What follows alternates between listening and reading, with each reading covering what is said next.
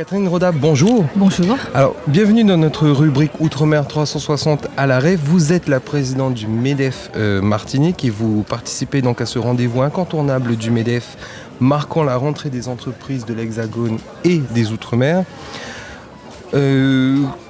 Pourquoi cette participation et qu'attendez-vous de ce rendez-vous? Est-ce que c'était un besoin de visibilité? Plus que ça, c'est un rendez-vous incontournable. Les MEDEF Martinique participent à la REV pour la 2e édition. C'est un moment privilégié où notre territoire, la Martinique, présente ses savoir-faire, présente ses savoir-être, montre également ses capacités d'investissement sur son territoire.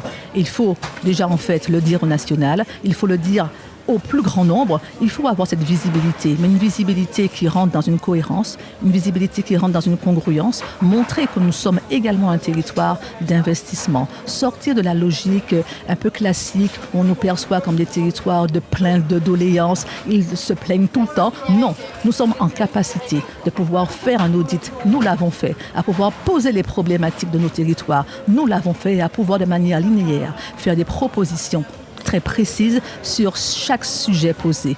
Démontrer également la faisabilité de nos propositions et leur pérennité. J'estime que les acteurs économiques doivent pleinement occuper leur place sur l'échiquier économique, mais sur l'échiquier politique. Trop, encore de manière de beaucoup trop en fait fréquente, il y a une distance entre le politique et l'économique. Ce n'est plus possible aujourd'hui. Nous avons un territoire, des jeunes, des moins jeunes, qui attendent des réponses et qui posent des questions qui sont légitimes. Nous sommes là, MEDEF Martinique, pour pouvoir répondre à leurs interrogations, à leurs attentes et pouvoir participer à la valeur ajoutée du territoire.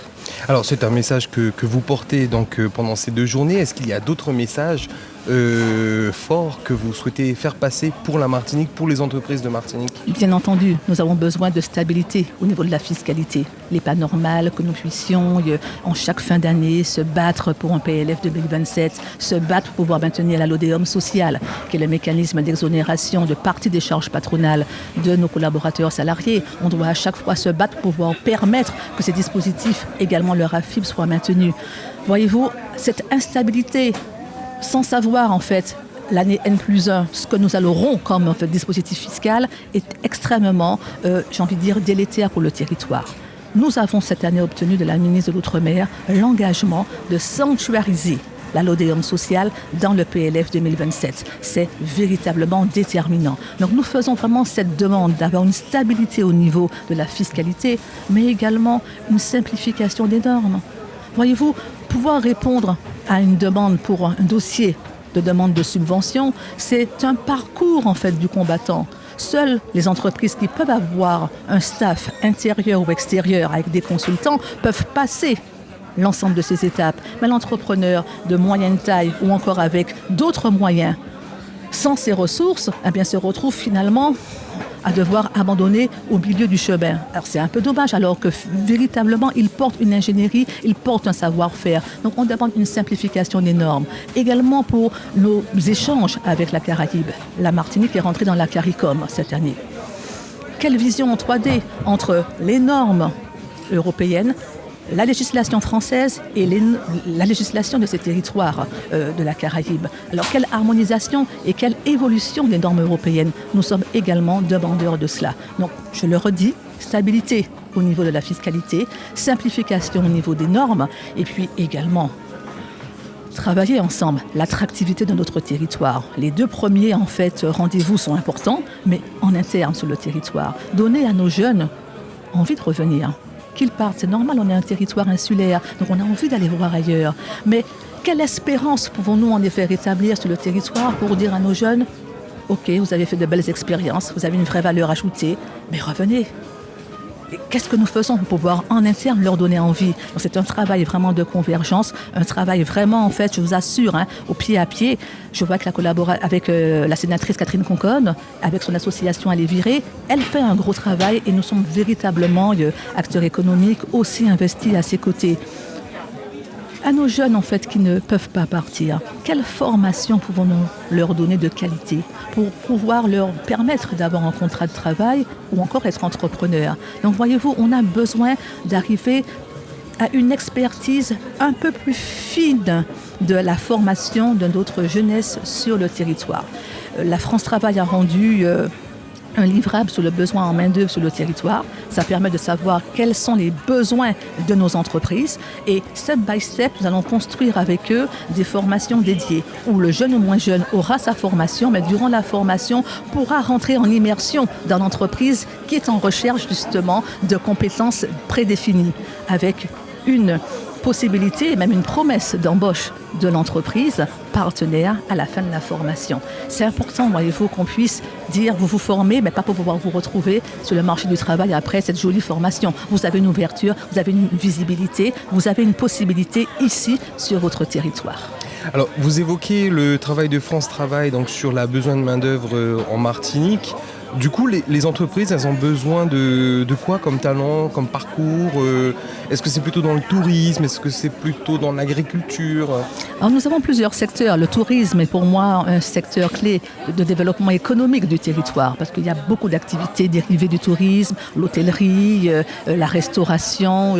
Vraiment, voilà, c'est pluriel. Le commerce également de proximité. Alors, nous avons besoin d'une formation qui soit véritablement experte. Pas une formation de base, une formation experte. Un exemple, par exemple, dans l'hôtellerie, il y a très peu de métiers, très peu de formations pour avoir une gouvernante.